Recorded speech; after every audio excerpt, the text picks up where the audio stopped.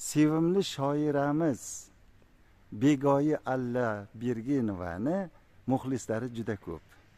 Nayinki O'zbekistonda, hatto Turkiyada, qo'shni respublikalarda. Begoyi opa, ijodingizga biz baraka tilaymiz. Sizga omadlar tilaymiz. Qani bugun dilingizda jo'sh urib turgan so'zlar va bir ash'or eshitamiz.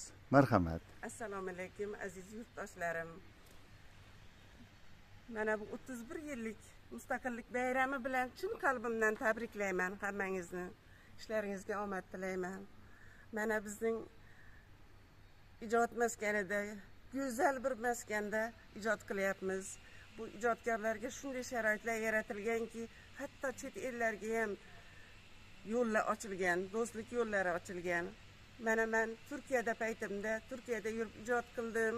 Yana keldim mana o'zimni yurtimga. Bu yerda Turkiyada bo'lgan paytimda shunday. Demak, Turkiyada ilhomlanib yozgan she'ringizni eshitamiz. Turkiyada shunday ilhomlanib yurtboshimga bir she'r yozdim. U yerda sog'inch hislari bir boshqacha bo'ladi. Sog'inchlarni aytmay, marhamat, qani ko'zlarimdan yosh oqib yozdim. Muxlislaringizni maqtal qilmay she'rni boshlang.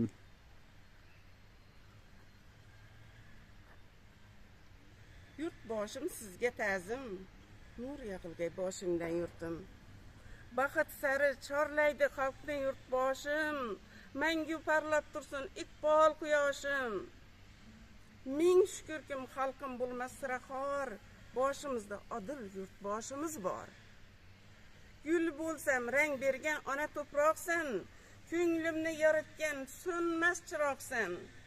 Qaysi gul mast bo'lmas o'z iforidan, bu chaman, bu vatan iftixoridan.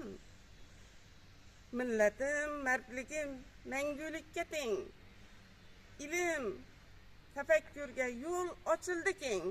Dildagi orzular bo'lmadi sarob, yarimta ko'ngillar egil etilmas xarob.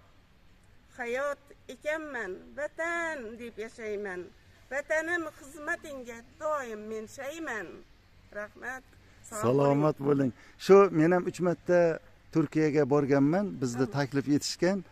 Meni e'tiborimda bir narsa tortgan. Shu bizga nisbatan boy tomoniga ko'rib qoyil qolganman. Bilasizmi? Hamma joyda Turkiya bayrog'i. Ko'chani u boshidan bu boshigacha faqat u Turkiya bayrog'i. Bizning bayrog'imiz nimagadir juda kam. Onda sonda ba'zi joylarda yoki ba'zi binolarda tepasida yaxshi ana u Toshkentda xalqlar do'stligi maydoniga qo'yildi. Demak, bayroqlarimiz ko'paytirishimiz kerak. Ikkinchisi, bayroqlarimizni ko'paytirishimiz kerak. Biz juda hurmat qilamiz Turkiya prezidentini Rajab Toyyib Erdo'g'an janoblarini. Katta binolarni, devorni bir tomoniga katta qilib suratlarini qo'yib qo'ygan.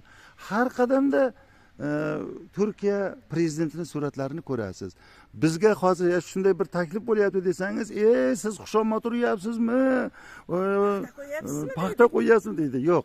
Biz Turkiyadan mana bu ma'naviyatni ham o'rganib, yurt boshchisi bilan, davlat rahbari bilan faxrlanish tuyg'usini, shu ma'naviy saboq sifatida olsak, menimcha yomon bo'lmas ekan degan fikr o'tgan. Bo'ladi. Bu fikringizga 100% qo'shilamiz.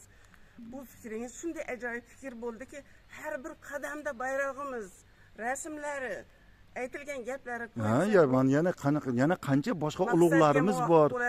Shunday. Shu sizga ijodingizga parvozlar, omadlar tilaymiz. Doim mana shu elni ardog'ida muxlislar duosida bo'ling. Salomat bo'ling Begoyi opa. Ko'rsatuv muallifi qadrdon ukangiz, Donish domla. Rahmat.